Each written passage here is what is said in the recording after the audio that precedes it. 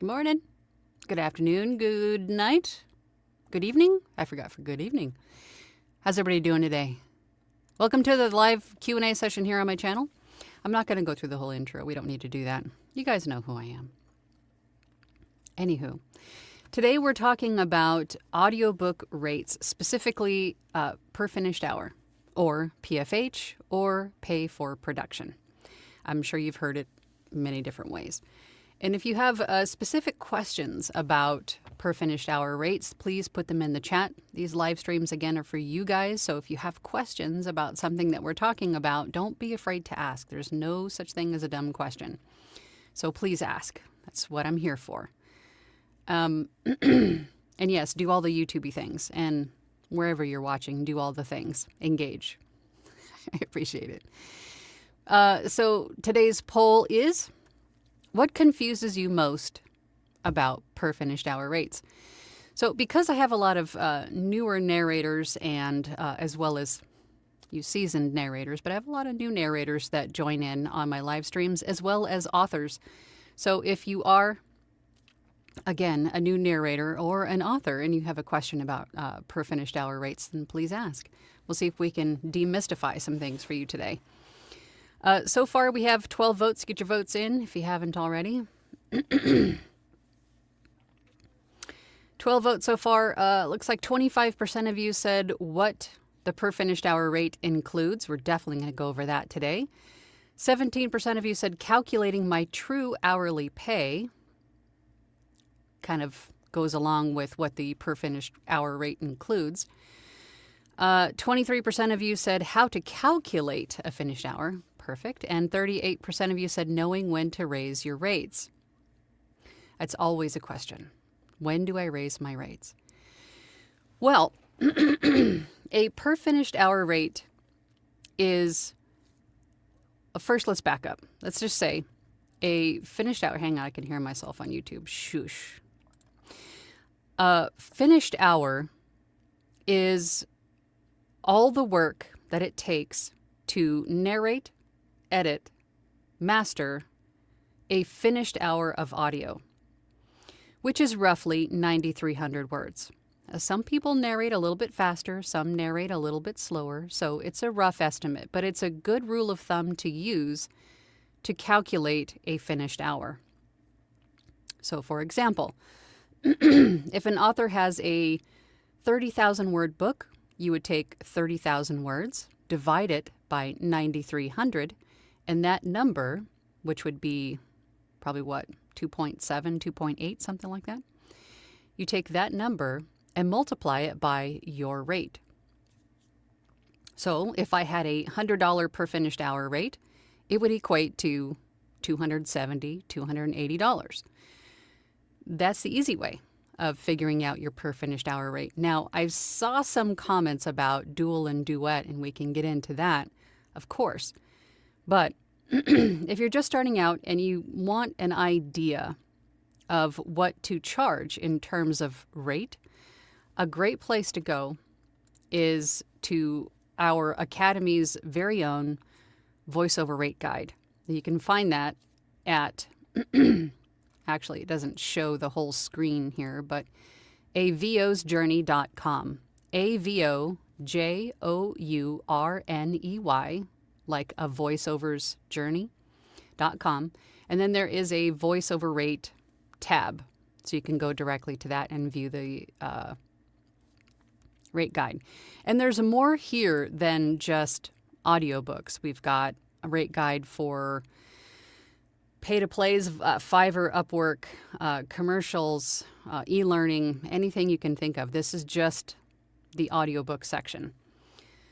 Now, as you can see, we've got it broken down into beginner, intermediate, and then seasoned. But this, again, is just a rule of thumb. I was charging more than the beginner rates within my first few books. It really depends on your preference. Remember, this is your business. When you're an audiobook narrator, you're an audiobook producer, you're doing all the narrating, editing, mastering, you're doing all the things. You are a narrator and a producer. So You can make the call, and when you feel ready enough to increase your rates. A good rule of thumb for voiceover in general is when you're too busy, when you're finding yourself too overloaded with work, it's a great indicator that you need to raise your rates. But here's a basic breakdown. Now, I myself started at $50 per finished hour. I'm not recommending that you do too. Most of my mentees, when I'm helping them fill out their Fiverr profile or create an audiobook gig for pay-to-plays, Fiverr, Upwork, wherever, we start them out at least 100 at the very beginning until they go through the process from start to finish and get more comfortable with it. And then you can start to increase your rates. Again, if you want to start your very first book at $200 per finished hour, that's your prerogative. It's your business. You do what you want to do. But it's a little bit easier to get your first book if you're a little bit of a smaller per finished hour rate, just to go through that entire process, because it is it's an important part of the process to build the confidence in knowing what to expect, how long things are going to take you to do. Because when you're producing an audiobook, you have to figure for each finished hour, for each completed finished hour, 9,300 words, roughly. It's going to take you about twice as long, your first couple tries, to narrate that finished hour, because you'll have perhaps multiple retakes. If you're doing punch and roll, you'll go back and make several corrections, right? So figure it's going to take you at least 2 hours to narrate the finished hour.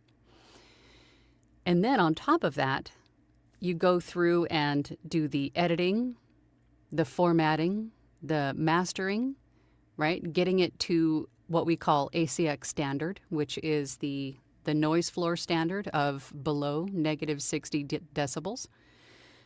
Then you have your peak RMS, needs to fall somewhere between negative 18 and negative 23 dB or decibels.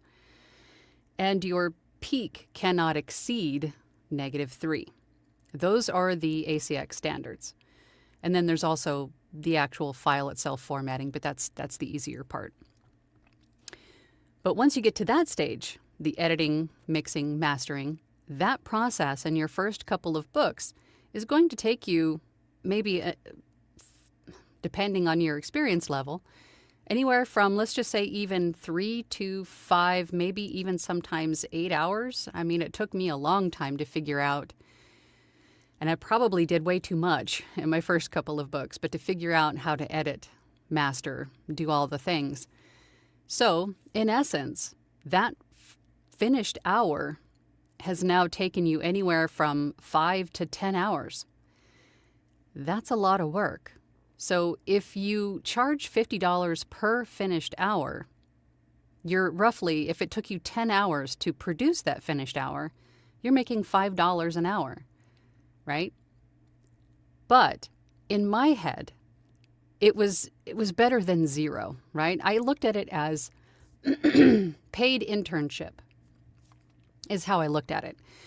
The experience and the confidence I gained from charging that much and getting through the process my first couple of times, which was much more valuable to me than making a buck or two, right? Because I got to see and understand the entire process firsthand, and that was much more valuable. But again, charge what you would like to charge. It's your business. So he has beginner rates as $50. Actually, I should go back and highlight. We've got a non-finished hour. Why am I so froggy? It's probably because I was a little emotional this morning. It's the first day of senior year for my son, so it's a very exciting, very emotional time. It's probably my problem. A non-finished hour is raw recording. And you will have some authors that have their own producers, they have their own mixers, they have their own production team. Perhaps it's a small publisher or something like that. And they only want you to provide the narration. That is what a non-finished hour means. You don't have to do any of the effects. You don't have to do any of the formatting, the editing even in some cases. But just be sure that you're having those conversations with the client beforehand. If they're asking you for a raw recording, just make sure that they mean raw, meaning I'm not doing any editing, you're going to do it, right? Because sometimes they will ask you for at least remove the retakes, things like that, but we'll handle everything else. Just make sure what that means for them. But that's basically what a non-finished hour means. You just provide the raw recording. I don't see those as much as I do authors wanting a finished product. So you'll see finished hours more often. But we recommend starting out as a beginner, starting your rates at anywhere between $75 to $125 per finished hour. Again, recommendation. If you want to charge $200, $250, whatever, you do you. Do whatever you want to do. But that's just a recommendation. For an intermediate, when you've been doing this for 2 to 5 years, again, it only took me a couple of books to decide to raise my rates. That's what you want to do. But intermediate, we're at $125 to $225 per finished hour. And when you're seasoned, doing this for 5 years or more, you can move your rates up to $250 to $400 per finished hour. I have seen some per finished hour rates all the way up to $1,000 per finished hour, but maybe one day. Right now, I'll stick with my standard of $250. Audio dramas, yes. We'll definitely get into multi-narrator productions, whether it's dual or duet or full cast, things like that. But I wanted to show you where you could get an idea of what to charge and how to calculate your per finished hour rate if you're just getting started. So I hope I covered that well enough. I do want to stress, though, for the authors that are watching, when you're offering a $50 or less per finished hour rate, please understand that, as I just mentioned, it could take 10 hours for a newer narrator, which is usually who you're targeting at $50 per finished hour. It takes them, it could be possibly up to 10 hours per hour of audio. So consider that audiobooks are, they're work. They are work, and they are definitely not a sprint. They are a marathon. It's not just reading in your PJs into your iPhone, right? It takes training. It takes practice. It takes equipment. It takes plugins. It takes, in some cases, some narrators use positron to help proof and to make sure that you're getting an accurate product in the end. So there is a lot of investment, time, money that goes into producing an audiobook, hence why the rates are what they are. So please keep that in mind. Thank you for everyone who's joining over on Instagram. Okay, let's go back to just my big face. All right, let me just look at my notes really quick to make sure. Again, if you have questions, please ask them so we can get them answered today. Oh, okay. I do have, it was something I noted. I have heard a few times where narrators were asking, well, how do I know how long this audio book is going to be? Or they found a project on ACX, and ACX will estimate the finished runtime. So again, if the book was estimated or is 30,000 words and ACX estimates it's going to be 2.7 hours long, you don't have to fall in that range. If the book ends up being 2.6 or 2.8 hours long, that's fine. It's something that you really shouldn't be bothered about. It's going to be what it's going to be. It's an estimate of time. Because again, some narrators narrate a little bit quicker. Some narrate a little bit slower. There could be more pauses within dramatic dialogue. I mean, there could be characters that need to be fleshed out and really allowed to breathe within the narration. So you don't have to adhere to that estimate. because I do hear that question quite a bit. It's going to be whatever it ends up going to be, right? So don't even just take that thought out of your head. You just focus on creating a great story.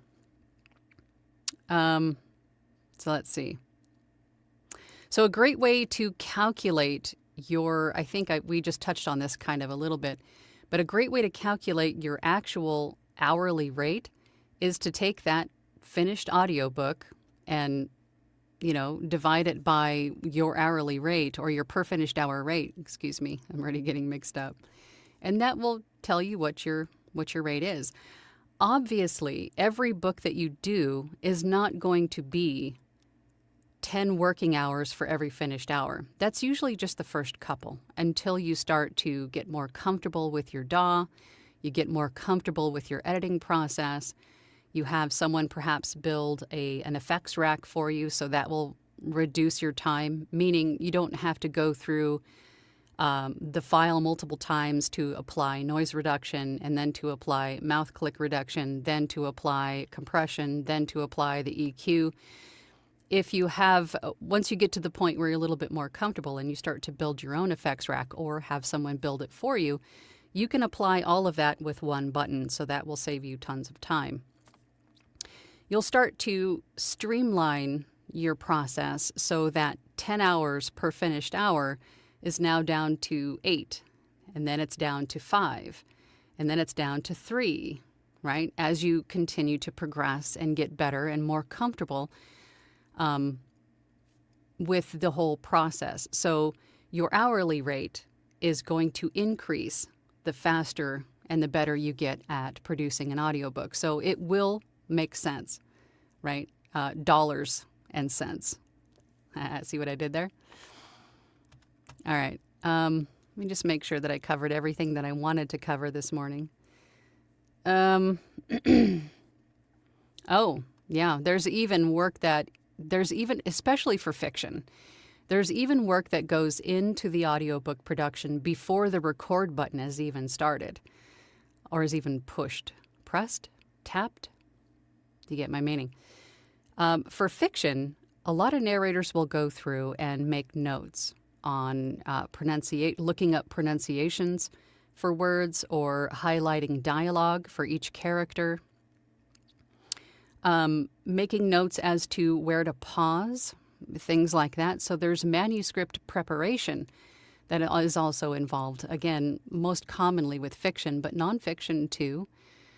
Creating character voices, reading through the book prior to recording through the manuscript prep process to start building like a character spreadsheet to keep track of all of the characters. And just a side note, if you're interested in having a character sheet template, if you go to my website and go to the shop, I have an Excel character worksheet for you there. Check that out and a few other things that I've built.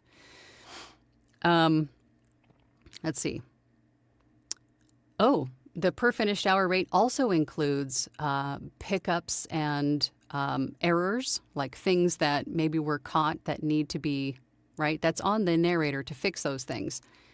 However, if the author has decided to make changes to the manuscript, add pages, paragraphs, omit, to make changes to the manuscript in any way after the audiobook production has started or even finished at that point, that is additional work. That is not a revision for an audiobook narrator. That is additional work because, like I just mentioned and explained, a finished hour could take a newer narrator up to 10 hours to do. So to go back in, re-record all of the revised manuscript elements, the new chapters, the revised dialogue, whatever was changed, needs to be re-recorded, reprocessed, re-edited, remastered, and then inserted. And I know it makes it sound easy, but you have to go through and find all of these bits and pieces in each audio file and make those corrections, which obviously takes time. So there will be an additional fee for that additional work.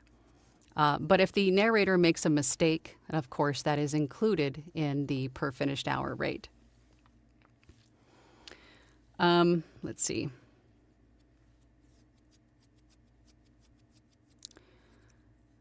Should we go through? You know what? Here, let's go over to the comments because there are quite a few. Let's see what you guys want to know, and I'll just stop yapping at you and see what you guys want to know or what questions you have. Let's go over to the comments. Let's go over to the comments. Let's go over to Abe Froman says, good morning from Nashville. Good morning, Abe. I have a good idea of what my per finished hour is for solo and duet narration is another story. Dual and duet should be the same rate, I think. I think it is fair.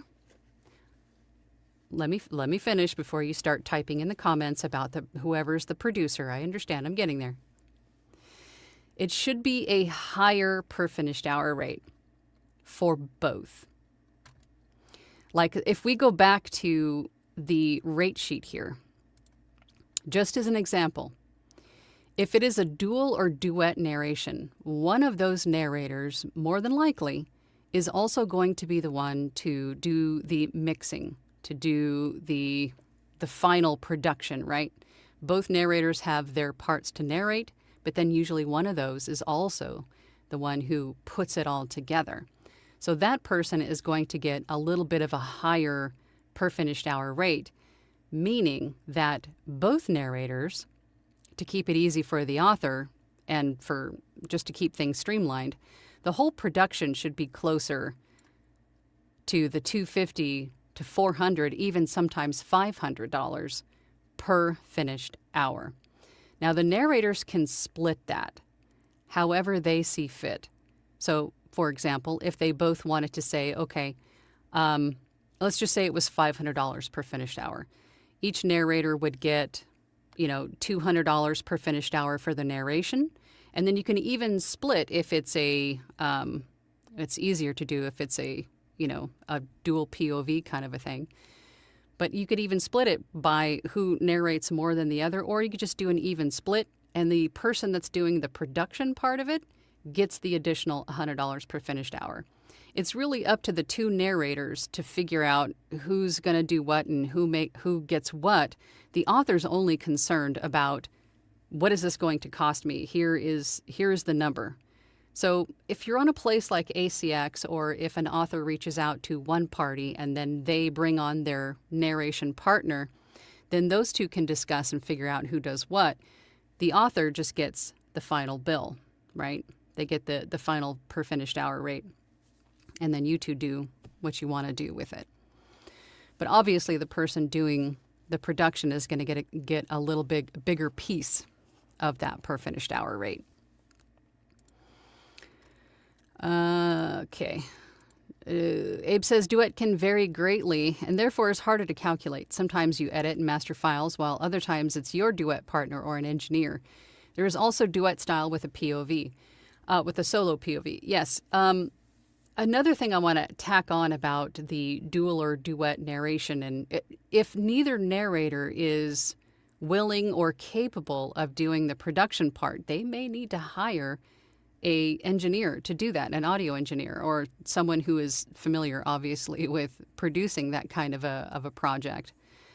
And their rate is going to have to be incorporated into the per finished hour rate, so that will also need to be considered at the time of providing the author with a quote, right? Yeah, it is a little bit more work, but two narrators can figure it out. Hello, Jules is here. Hey, Jules. Good morning from Florida. And do what Abe says. I mean, Abe is the man. So you gotta do all the YouTubey things, do all the liking and the stuff. Jennifer over on Instagram says hi from Canada. Hello, Jennifer. Good morning. Well, is it morning over there for you? It's probably afternoon, isn't it? Mary Lynn says, in a multicast production, you can be paid by the minute. You can. You absolutely can. I mean, you can break it up however you want to. Well, both of the narrators and or both the narrators and the engineer, you can all come up with what the per finished hour rate is going to be, and then that final rate is then presented to the author. It's not like there's not really like a standard way of doing it, but the person doing the producing is entitled to a pretty good chunk of it because, as I just mentioned, that does take a lot of time. And then if we get into immersive, where there's like a whole sound design behind it, that's obviously going to be even more, right? It's a full-on production. Bob. Hi, Bob. Good morning, all. Finally made it. Good. I'm glad you made it. No donuts needed from you, my friend. Good morning from Steamy Town. Oh, God, tell me about it. At least it's not humid here. I'm happy for that. It's hot. Well, it is a little bit humid. But that's a whole other ball of wax. Hello, Tiger Lily. That makes yourself competitive. Whatever that's supposed to translate to in dollars. Are you referring to the rate guide? Was there something on here that makes you competitive? What am I missing? What am I missing? Oh, was it just a point you're making? Competitive, I think, when I hear that word being used when it comes to money, I think of like similar to, on the same bar or level as someone else of your experience level. That's just kind of how I see it. But ultimately it's up to you, as the narrator, of what you think is fair. I mean, you can negotiate with an author too. Because, I mean, let's be honest, a lot of authors coming onto sites like ACX, they're self-published. They have, maybe it's their first book, it's their first foray into this new world, and they have no idea how much work or how much it costs to produce an audiobook. So you, as the audiobook narrator, if you really want to produce a book and their budget is $50 per finished hour, you can still audition for that book and tell them, hey, let me share a little something with you. This book is going to take me 30 hours versus the 10 finished, or whatever the number is. And let me tell you, industry standard, the basic industry standard for audiobook production is $250 per finished hour. And let me tell you why, right? Because it breaks down to, for someone with my experience level, breaks down to, $30, $40 per hour, right? And maybe that includes my monthly cost to my subscription to Positron and to Adobe Audition and to all of the other things that I need to run my business to produce this quality product for you, right? I mean, authors, a lot of times they just don't know. They just don't know what it goes into having a professionally produced product. And an audiobook is. It really, truly is. Ryan is here. Hi, Ryan. Howdy, all my favorite VO and narration peoples from the cornfields of Nebraska. Christian says, I try to talk really, really slow like Mr. Tuttle on Night Court. Yeah, your audiobooks are really going to be, what are the kids doing these days? They're speeding up their playback speed to like 1.5 to 2 times faster. You're going to be like 5 times faster. Paul Silver says, hi, everyone. Hello, Paul. What confuses me most about per finished hours when people say that they can complete finished hour in 2 hours? I don't understand how that's possible. It'll take at least an hour to read if you don't make any mistakes, and we're bound to make some mistakes, and then running your stack and then listening back, that's already more than 2 hours. So how? My ratio is one finished. It takes me 2 hours to complete a finished hour. That is my ratio, sometimes less. For me, when I go back and edit, I pretty much trust myself to say everything correctly at this point. If I make a mistake, and you all know I use the clicker method, I don't use punch and roll. right? If I make a mistake while I'm editing, I'll use my clicker to mark it, and that creates a spike in the waveform, for those of you that are unfamiliar.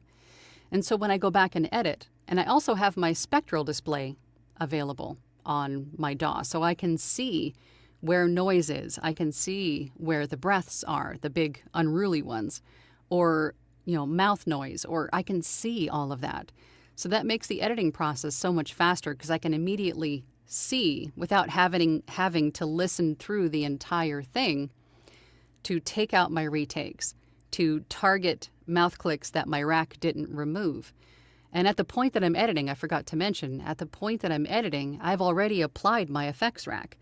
So anything left over at that point that hasn't been addressed by my effects, I can make adjustments at that point. So if there's anything that's too loud, right, there's a peak in there that I need to adjust, or an errant mouth click that didn't get corrected, or maybe a truck went by and I didn't hear it and I can see the noise floor is a little bit brighter in this spot, I can adjust it. I can see all of that as I go through the file.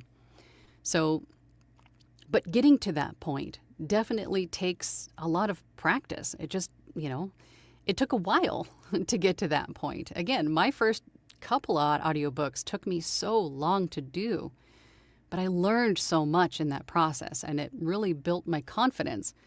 And so as I went on, I started to find new effects and new ways to massage those effects, better ways to massage those effects, and more, I don't want to say shortcuts, but I can turn more of my micros into macros.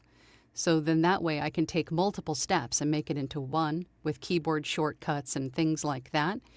And you learn all of that stuff as you're going through the process, as you join those groups, as you get training. And, you don't know what you don't know until someone sometimes tells you, hey, you could do this and it'll save you so much time. Or you discover it yourself, sometimes by accident. And you're just like going through, or maybe you Google something and you go, oh my God, how come I never knew this before? But long story short, you learn to streamline your process just by going through it and learning new things, right? But you will get there. The more that you do it, you will get there. Abe says to Paul, some people will listen to the playback at a faster rate, or they may use a program like Positron to proof it for them. That seriously cuts down on pickups and editing time. That too, right? There isn't a one correct way to create an audiobook or to produce an audiobook. It's really whatever works for that narrator, right? Whoever is the producer narrator, whatever process works for you, right? I don't use Positron. I don't play my playback back at 2 times the rate. I trust myself at this point to say the right thing. Christian says to Paul, I think it helps to mark your mistakes too, so it's quick to go back and delete them if you know you made when a recording. Yeah, and that's pretty much what I was talking about with the, using, and for those of you wondering what this is, it's just a dog training clicker, right? So if you have dogs at home that you have trained with a dog clicker, you might want to learn punch and roll. Otherwise, your dogs are going to be running to you for a treat every time you make a mistake. Maybe. Ryan says, I answered raising rates. I know it comes down to supply and demand, but I'm curious if there's a typical amount of finished projects before raising in order to justify the increase. Who are you justifying the increase to? That would be my first question. Who do you need to justify your rates to? Again, you are a business owner. You are a professional. You determine your rates.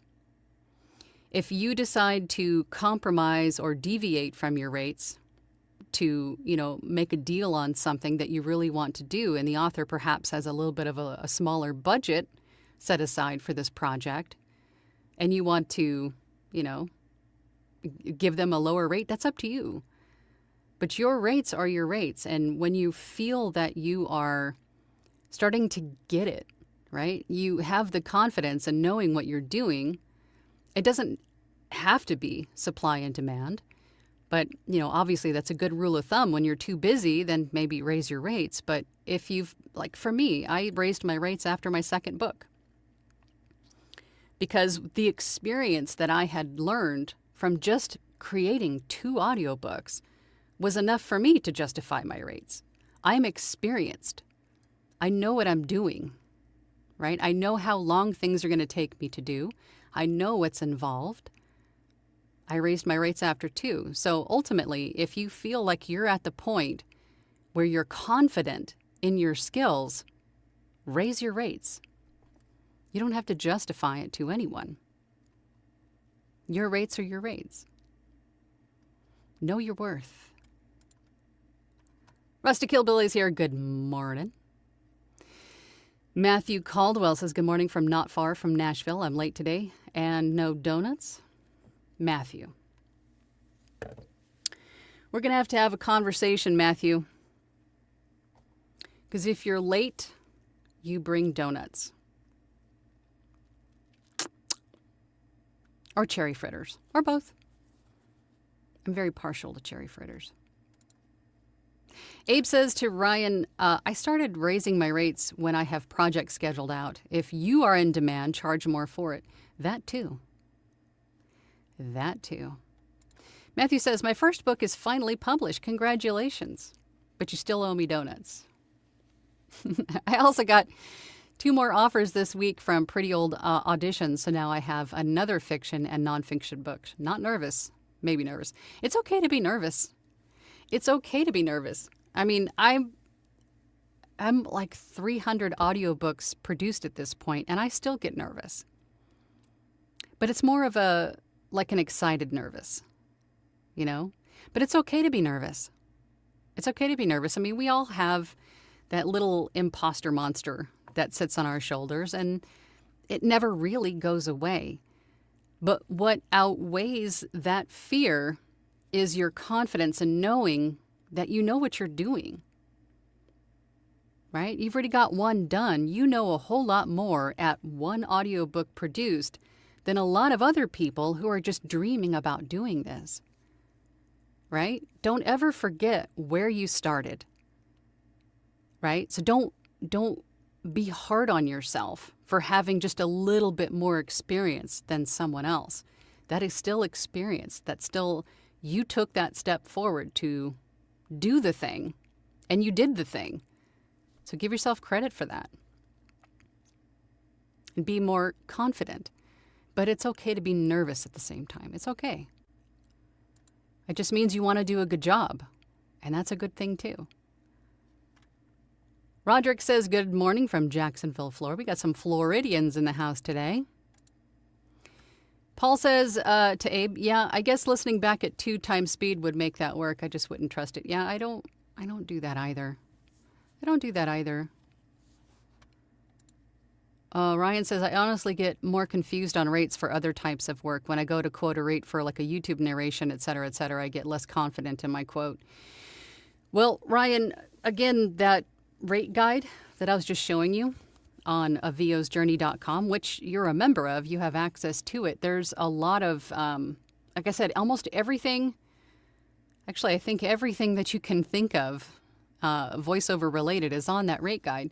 It'll at least give you an idea of where to start and how to calculate it. Because as we know with voiceover, audiobooks, the per finished hour rate, it's all inclusive, right? That per finished hour rate includes the narration, the editing, the mastering, the pickups, the proofing. I mean, everything that's included, right? Even people ask about, what about commercial rights and full broadcast rights? All of that is included.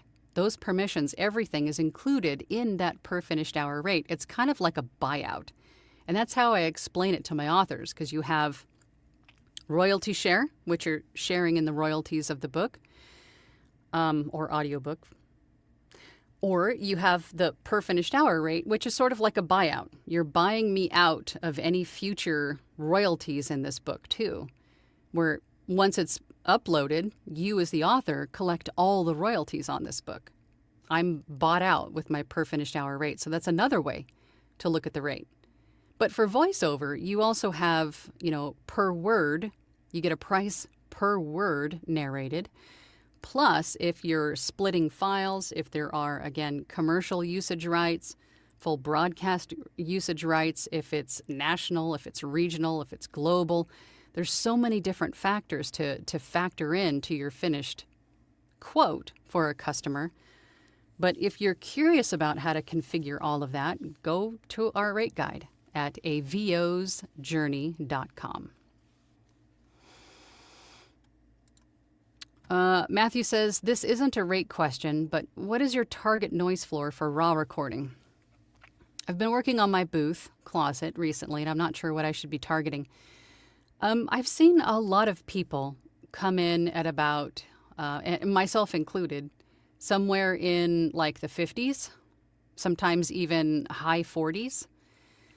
But ideally, if you can figure out where the noise is coming from, you want to move that source of noise as far away from the microphone as possible, if possible. And for me, it was my computer was usually the culprit of most of the noise. So if you can find a way to move your computer, if that is the issue, if there's a fan running in it, if there's something in it that's making noise that the microphone is picking up, then move it away. Right now, in this part of the year, we're in summer, so it's hot, a lot of air conditioners running. Record while the air conditioner is off. I know. I live in Arizona. I'm well aware it's hot. But that is going to yield you the best results for your audio file, because trying to apply a bunch of noise reducers later, a lot of noise reducers are great, and the parametric equalizer, all the ways to reduce that low end of low end of noise, they're great, but they also, most of the time, also take those low end frequencies out of your voice, causing you, the end result for you, to sound like you're tinny or like mechanical, right? It takes all of that warmth out of your voice. So to prevent that, if you can find noise, like your air conditioner, your computer, even if you have a ceiling fan on, if you have something that's producing noise in your room, try to move it as far away from your microphone as possible. Yes, the experience is worth the effort. I know. I'm such a proud mama. You guys should have seen me. Last week, he went and took his senior pictures. I was fine until he came out in his cap and gown, and I lost it. The poor girls at the desk were like, here's the tissues. Here, Mama, you want some water? Oh, my God. It probably happens like every day, all day for them. Oh, my gosh. So proud. Proud Mama. Ryan said, sorry, last thought. If we raise rates because of demand, but demand later drops, is it unprofessional to pull in more work, kind of like a sale price? Well, remember this. It's not like you have a big billboard with your rate on it, right? You can charge whatever you want to charge. For me, I switched to the industry standard rate of $250 per finished hour in my second year of doing this. And it's been that rate forever. But ever since then, like for the last 6 years, it's been $250 per finished hour. I could charge more, but I'm fine at that rate. I'm fine at that rate because, again, my ratio is 2 to 1. So I'm fine with that rate. So if someone comes to me and says, hey, I think you're perfect for my book, but your rate is a little bit out of my scope, as out of my universe even for hiring you, would you want to be a little bit flexible? I would consider making them a deal, right? It's a case-by-case basis for your audiobook work, right? And some authors will even tell you up front what their budget is. And then at that point, you can decide on, and I still audition. if an author's rate is $150 per finished hour, let's just say I find something on Upwork or something, I tell them what my rate is, right? And sometimes they'll go, oh, that's way too high for me. That's fine. And sometimes they say, hey, that's a little bit higher than what I was anticipating. And I say, fine. And I might even explain, if they're curious, I might even explain what goes into that, what justifies or what makes that rate what it is, right? All the equipment, all the training, all of the subscriptions, all of the things that go into making this production sound its best. And then I'll say, but I'm willing to bend a little bit and, get a little bit closer to your rate and maybe meet them somewhere in the middle, right? What I'm saying is that it's ultimately up to you. It's not like you have a rate, and if you decide to drop it, then decide to drop it. Or just stay at your rate, and if someone approaches you or you approach them, it's a case by case. Make your adjustments as necessary. It's up to you. Abe says to Matthew, that depends on how you have your gain set. My noise floor runs around -88, but my overall levels are on the low side, so when I normalize, it brings them up. Easier to fix in post. But not everybody has a fabulous noise floor. People have challenges, Not every studio is going to be, and this isn't targeted towards you, Abe, at all. With all of the people that I have met working with new voice actors for the last 6 years, most everybody has some sort of a noise-causing factor in their studio, and myself included. So not everybody has a low noise floor to begin with. But if you can do everything that you can to reduce the noise being recorded up front, it's going to be a little bit easier to remove it or reduce it enough to meet ACX's standard in the end, without making you sound horrible in the process. Jennifer on Instagram says, I'm a brand new baby narrator. That's cute. Just getting started. And I was wondering if folks find they charge a different rate for different genres of books. Yes. Fantasy versus historical or something like that. Yes. I have heard that too. I always just keep my rate what it is, regardless of what I'm doing. But I also don't do a whole lot of fiction with a whole lot of characters. My wheelhouse is nonfiction. I guess I just have one of those voices that's better suited for nonfiction. But if I do get into fiction, I would probably still keep my rate the same. However, if it is a book, like if I'm talking like, something like Game of Thrones or Lord of the Rings or something that has a lot of characters and a lot of different character voices and is a very large book or something like that, I might charge a little bit more for it because that's going to be more wear and tear on you as the narrator. I mean, it's ultimately more work. So you could raise your rate for that. I mean, again, and what I'm trying to impress on you is that choose a rate. Choose a rate that you're going to go by. But every author or every job is a case-by-case basis. You might take a little bit less. It might be a little bit more. It's going to be different depending on every book, right? So, but if you're curious about what to charge for something specific from seasoned narrators, again, get in those groups, get in those Facebook groups, join our academy so you have 200 to 300 other narrators at your fingertips to ask questions of, experienced narrators that will give you an answer based on what they have learned, right? It's the first thing that you should be doing if you think you're going to, if you're wanting to be a voice actor, audiobook narrator, get in those communities because they are a gold mine. And no one's going to look at you. Well, unfortunately, I've come across a couple groups that are a little bit not as positive as ours, I'll just say. But our community is one of the most supportive, helpful, loving communities in voiceover audiobook narration that I have ever met. And that's pretty much generally how it goes across this industry. But every once in a while, you'll come across a couple. And if you do get into a group and you have people that are getting down on you about, just leave. Just leave and find a new one, right? Colleen is here. Hey, Colleen. Hi, Angela. Hello, all. I submitted a proposal on Upwork, and the rights holder wanted to know how many revisions that includes. If I tell them one and they don't like how I've narrated the book, do I re-record? That is what the 15-minute checkpoint is for.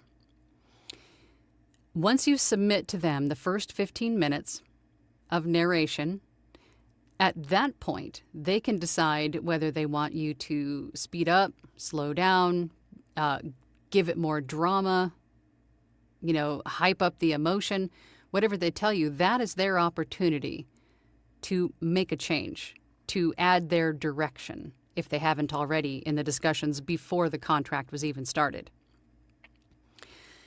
If they say, yes, that's great, with the first 15-minute checkpoint, and you finish the book in the remainder of the book in the same way, you are not re-recording it. They approved it in the first 15 minutes.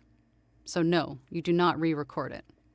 And usually, again, when it comes to revisions, let's talk about what a revision means. Is it a pickup? Did you say something wrong? Did you mispronounce a word? If so, those are on you to make those corrections. Hopefully they give you all those corrections at one time, because it's much easier to do them all at once. So it's a little bit more uniform. But if it's them changing the manuscript, that is not something included in your per finished hour rate. That is additional work, because it's a change to the original scope of the project, right? That is additional work, therefore should be charged additionally. Ryan says, Matthew, that is great to hear. Good work. Absolutely. Abe says to Ryan, I've done that. I leave my rate sheet the same, but if I audition and I'm out of their budget, but I need the work, I offer to work with them and ask what they can afford, then decide. Yeah, I usually don't ask what a client can afford. I know, Abe, that's not exactly what you meant, but I'll usually say, hey, this is my rate. My rate is industry standard $250 per finished hour, but I'm willing to be flexible because I really would like to work with you on this project. It really resonates with me. I really want to be part of it, whatever your reasoning is. But just leave it open-ended like that. And then usually the author or the client will send you back what their budget is or what they were thinking, And if it's something that you can get close to, or if it's not, maybe shoot somewhere in the middle between what you were thinking and what they are thinking, and see if sometimes the author goes, oh, yep, that's great,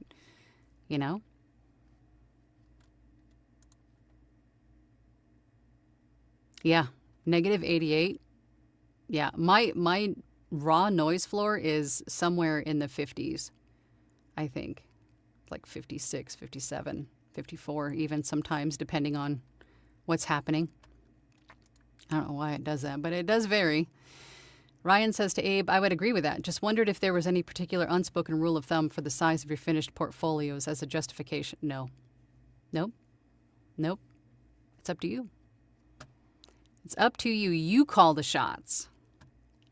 Spicy Caesar. Hey, Caesar. Caesar says to Matthew, -63 before noise reduction is fine. A lot of the noise may be sub-bass and can be easily removed with a high pass.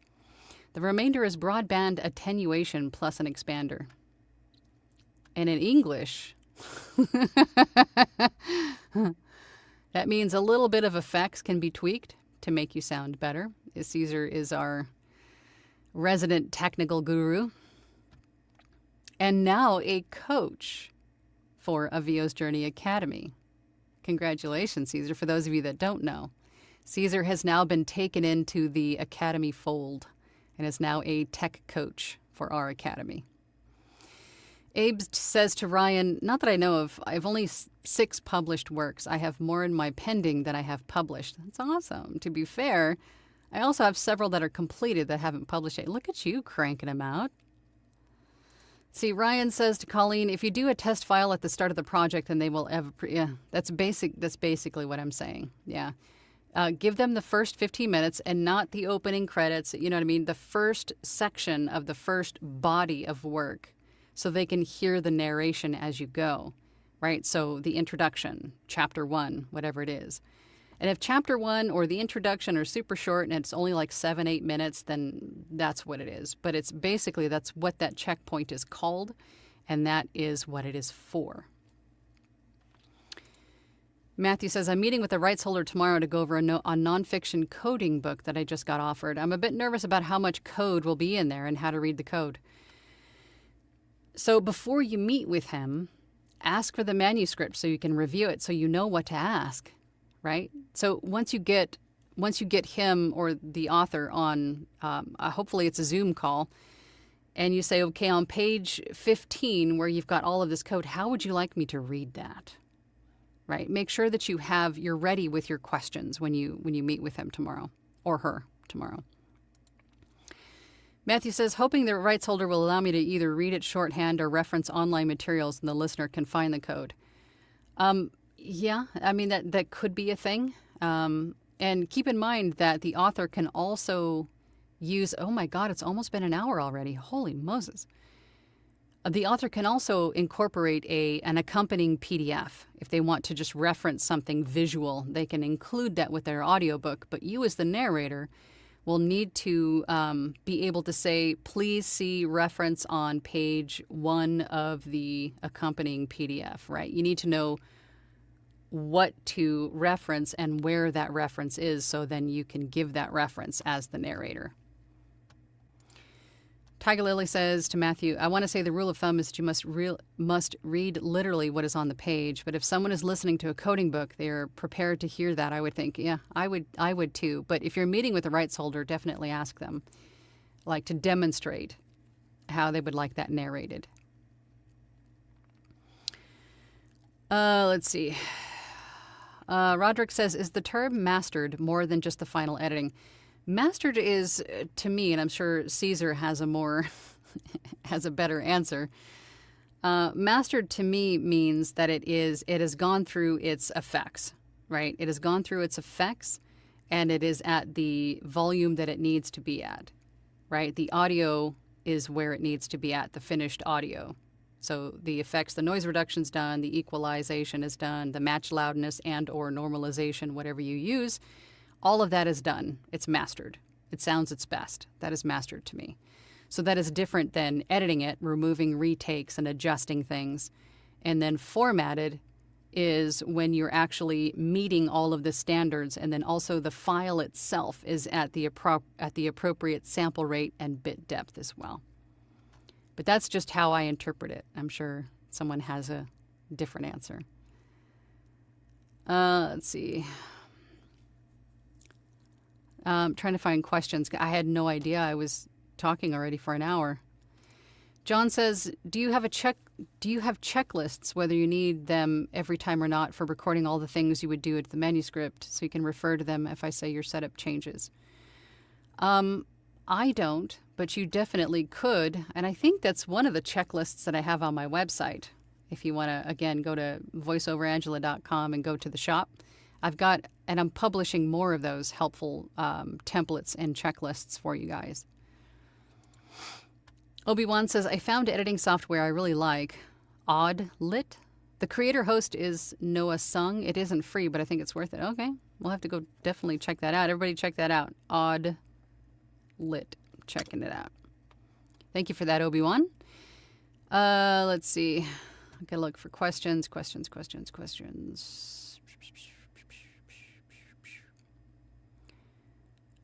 Let's see. Matthew says, do you save the raw file first before? Yes. Especially if you're just getting started out, save the raw file as a completely different file. And then when you apply your effects or your edits or whatever you're doing, change the name of the file to something else. So you effectively had the raw recording, then you have the edited recording, and then you could even go on to having a mastered recording and then a finished MP3, ready to go version. So if anything goes awry in any step of your, post-production process, you can always go back to the raw recording, so you don't have to re-record the entire thing because something, went goofy at the end, right? So just remember to name it something else. So it would be chapter1.raw, and then chapter1.edited, and then chapter1, however you want to do it. But having that raw recording is very important in the beginning. Always keep the raw file. Yes. Micros and macros. Micro, macro. Yeah, I know. Let's see. Yes, Matthew, yes. Donuts. If you're late, you bring donuts. Blueberry muffins. I love it. All right, I'm looking for questions. Let's see. Here's one. Ryan says, unrelated, but do you guys ever have the work you finished got paid for, and then the authors don't make them live from Upwork or give you info? No. Honestly, I don't go and look for them. Sometimes I do, sometimes I don't. I mean, sometimes I just come across it, or sometimes the author will send it to me. But they don't always, because they don't always publish right away. They could be waiting for some undetermined point in time in the future where perhaps maybe they're releasing everything at once, or they're doing a scheduled launch and they just didn't tell you when that was. I mean, there could be multiple reasons. Maybe something come up in their family and they had to, stick a pin in it until, who knows? It could be a number of different reasons. But let's see.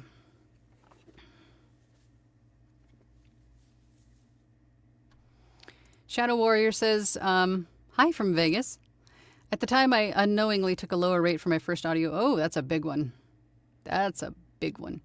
But you know what? At least,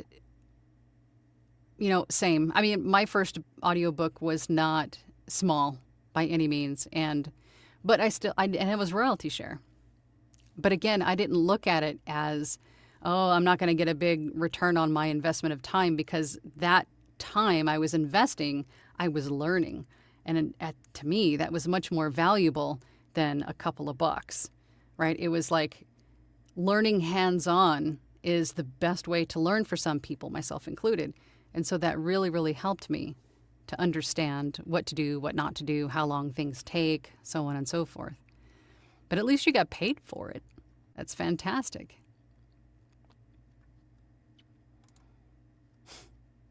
It's equally hard on all parents.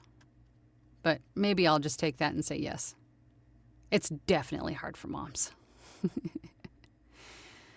Let's see. I have to look for...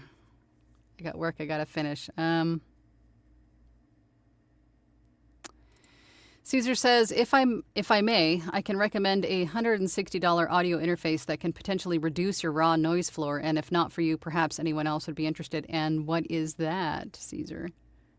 Why are you keeping it to yourself, Caesar? I mean, you're just teasing everybody now. In the contract for Upwork. What, revisions?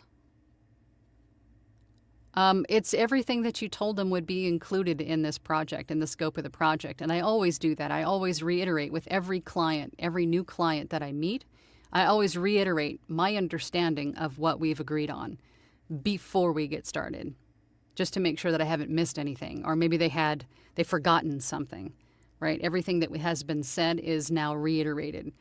So we have a 30,000 word book. My rate is $250 per finished hour. That equates to whatever that is. I'll take 50% non-refundable up front. The remainder is due at the end of the production when you're happy with all the files. And that includes, any pickups or mispronunciations are on me. However, we are going to discuss pronunciations before I get started, right? Maybe that even includes... What's going on outside? That even includes maybe a Zoom call, which I recommend, having a meeting face-to-face with your author so they know that you're not an AI, first and foremost, and that B, you can ask those questions with them, face-to-face, so to speak. 10 minutes. That's all you really need is just 10 minutes. Let's see. That looks like that was all the questions. So, again, thank you guys. I think you asked some great questions today. I think this is a topic we could probably talk more about. I'm just looking at the poll again. It looks like the biggest question was knowing when to raise my rate. And it's ultimately up to you. It's when you feel ready. Again, I raised my rate after my second book. So, the one thing that I want to stress, I think, the most is you are the business owner. You are the CEO. So wear that hat. Make that decision. There isn't like a standard rule of thumb for the industry. Now, as I showed you before with the rates, there's like a rough estimate, somewhere between 0 to 2 years. You're a beginner. I mean, maybe, right? Everybody's journey is different. Some people have an acting background and they can charge more right out the gate. You know, some people that takes them a little bit longer to learn techniques and things. So once you feel like you're comfortable and you're confident in your skills and abilities, and then, you know, as your process gets faster, you go from, again, it took me 10 hours for every finished hour. Now I'm down to 5. Now I'm down to 3. Maybe every time that you do that, raise your rates. You know, it's really however you want to calculate it. But anywho, as always, these live streams are for you guys. So if there's something that you want to talk about, learn more about, talk about as a group, if there's somebody you'd like to have me guest, I mean, I'm trying to get more guests on for you. Thinking about reaching out to some other audiobook narrators. But anyway, squirrel. So I'm going to do that. If there's anybody you'd like me to talk to, I'll see if I can make that happen. But otherwise, for those of you in Launchpad, I'll see you guys on Thursday. I'll see you later. Bye.